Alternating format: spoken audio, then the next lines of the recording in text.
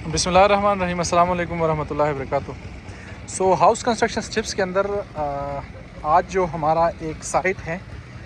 इस पे जो आज का कंस्ट्रक्शन स्टेप है वो है बेसमेंट के आरसीसी वॉल का जो आखिरी स्टेज है उसकी कंक्रीट पोरिंग का प्रोसेस है।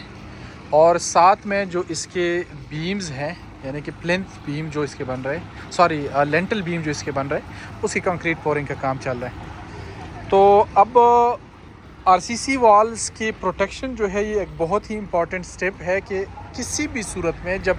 आपने आरसीसी वॉल को यूज़ करना, जिस तरह से ये आरसीसी वॉल इस कमरे का एक आप समझे वॉल होगा, तो ये आरसीसी वॉल अगर आपने सही तरीके से प्रोटेक्ट नहीं की फ्रॉम डैम्प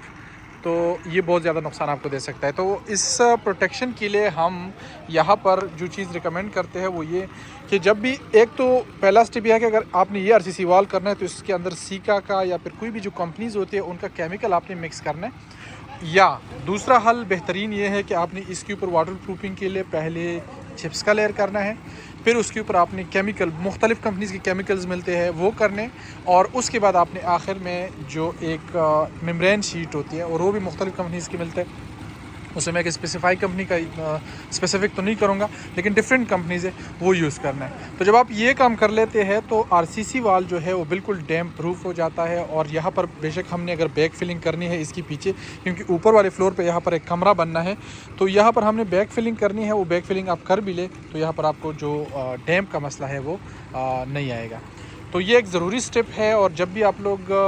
बेसमेंट्स करते हो तो बेसमेंट्स में आप लोगों ने स्पेसिफ़िक बहुत ख्याल रखना है कि किसी भी सूरत में डैम्प जो है वो आपकी बिल्डिंग को इफ़ेक्ट ना करे। उससे बचने की जितनी भी प्रोसेसेस है वो इंजीनियर तरीके से आपने फॉलो करने।